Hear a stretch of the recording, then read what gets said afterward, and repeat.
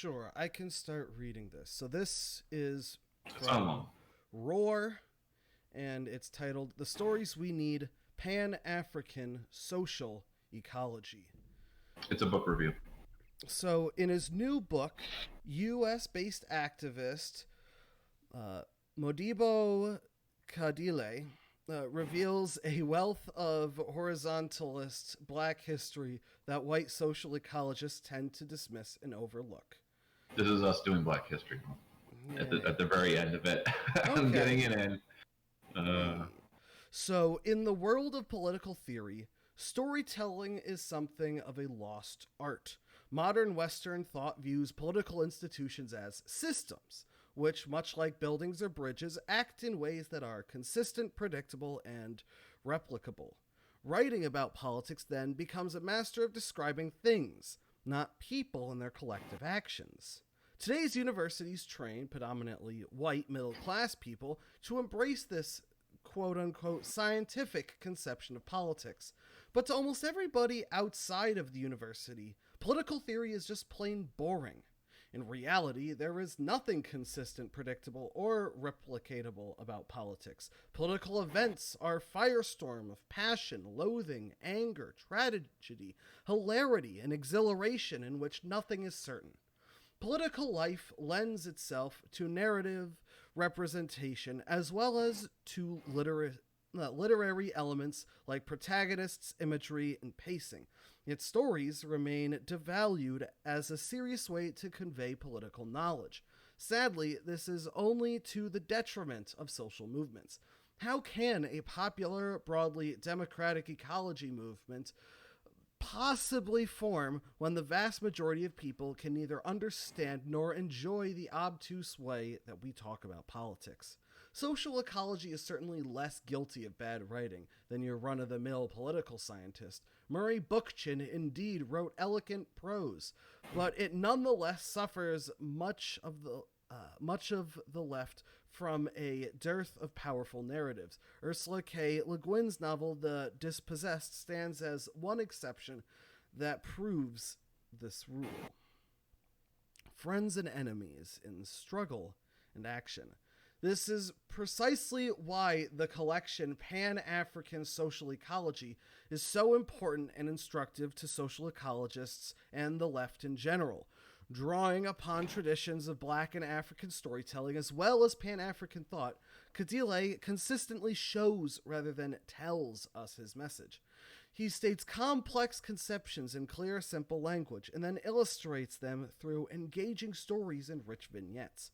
For example, in the third chapter, you find your allies in the streets. Kadile makes an important critique of how the left thinks about identity and oppression. Many ostensible quote unquote radicals expose democratic and communitarian values, but behave in authoritarian, power hungry ways when provided the opportunity. At the same time, some activist circles insist that people with relative social privilege can never be true allies to groups over whom they hold power. Men can never truly support women, or whites can never truly support blacks, and so forth. Is this I've been in circles like that. Both I kinds of have circles, as by the way. well. In fact, this is kind of the broadly like what's wrong with the left in our organizing. I mean, I think it's not just these two things, but they can go in those two categories very broadly. Well, I feel like Um, it is the upper tier of radical liberalism that when it's in left circles, it's kind of like yeah, the it right distrusts. wing liberal deviation. But Yeah, it's, it distrusts democracy or disrupts, and then the other side well, it's an or a different emphasis side. of like the identity of the individuals rather than looking at the system, saying that, oh, it's the straight white men that are a problem instead of the system of capitalism that the patriarchy sits upon. But at the same time, this the finger reading Right. mentions that thinking in terms of just systems and things also kind of leaves out the True. well, what we'll talk about later, the pathos. Okay. Um, so carry on. All right. So, is this really true? How can we ever really prove or disprove such grave conclusions? Such questions swirl on the internet daily.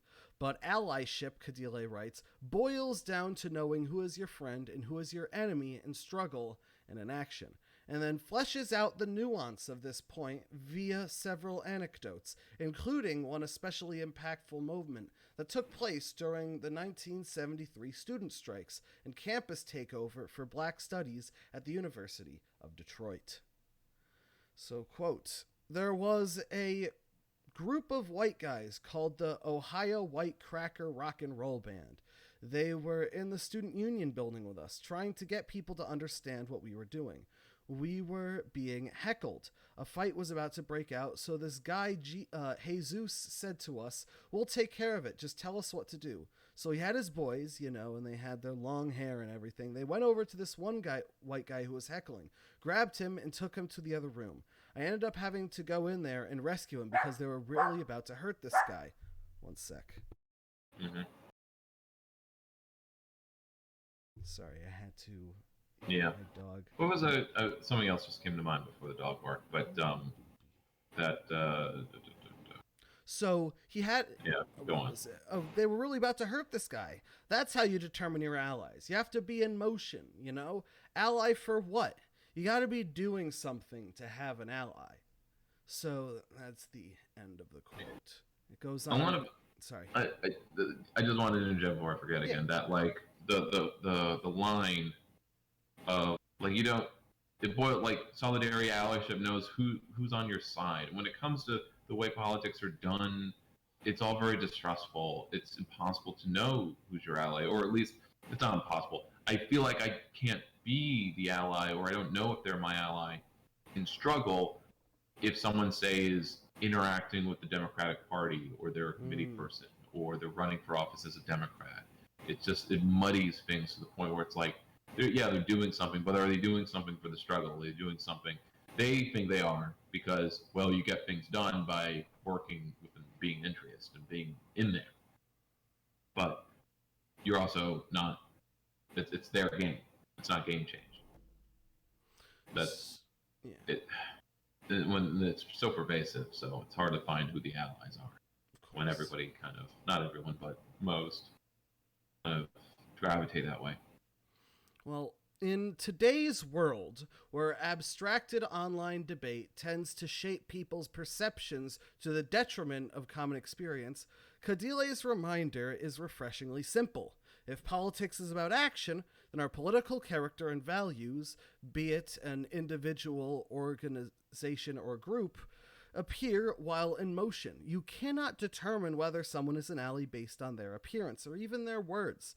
Social ecologists should listen well to Kadile, not only because his book is written in an engaging narrative style, but also because it reveals a wealth of horizontal Black history that white social ecologists tend to dismiss and overlook. So, a life on the front lines. Can you skip ahead to the roadmap to a Black-led social ecology? Sure. A roadmap to a Black-led social ecology. What makes Kadile's reflections upon his political experiences so remarkable is their grounding in a rich, coherent conception of social ecology. Bookchin nerds will be pleased to find discussion of federated municipal assemblies, radical citizenship, post-scarcity, eco-technology, and natural evolution advanced via ethics and human reason. Kadile is obviously fluently versed in Bookchin. However, crucially, he arrives at many of these conclusions via the writings of Black libertarian intellectuals. C.L.R. James and Kimathi Muhammad are especially prominent. Although the lines are sometimes fragmented and faint, what one finds in this book is ultimately a roadmap towards a Black-led social ecology. Those who would diminish or deride such an intellectual project ignore the cumulative wisdom of decades of feminist, queer, Black and brown, indigenous, revolutionary struggle, and they do so only to their own detriment.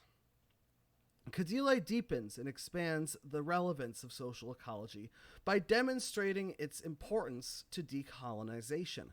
By the same token, he points out the intimate relationship between global colonization and ecological destruction. In his own words, quote, now, in the 20th century, we can confidently say that hierarchically organized societies cannot solve or even adequately address ecological crises. In fact, such societies, with their nation states, empires, and capitalist markets, have shown themselves to be the cause of widespread ecological destruction. And Pan Africanism, as recent history demonstrates, is going to be defined by the unity or clustering of black ruled nation states and black capitalism. It serves no purpose other than the continued oppression of black exploited classes under black elites. However, the concept of Pan Africanism is perfectly compatible with the development of locally decentralized and directly democratic institutions in areas where ordinary African people live and work. In other words, we need a Pan-African social ecology. One sec. Yeah. What's your dog yapping at? So she has taken to, while I'm sitting here at my desk, stop it, poking her head out my curtain and barking at every single human that walks by my apartment. The point of the curtain is so that she doesn't see the people. Well, she Doesn't is work, huh? my little security alarm. Of course, got to keep all those other people at bay. You don't know what they're up to. So many readers will no doubt notice similarities between Pan-African social ecology and the project of democratic confederalism by Kurdish political leader Abdullah Öcalan. In the fourth chapter, Black Resistance and the State, Kadile levels a scathing reproach of black elitism and authoritarian tendencies in the black liberation movements of the late 20th century.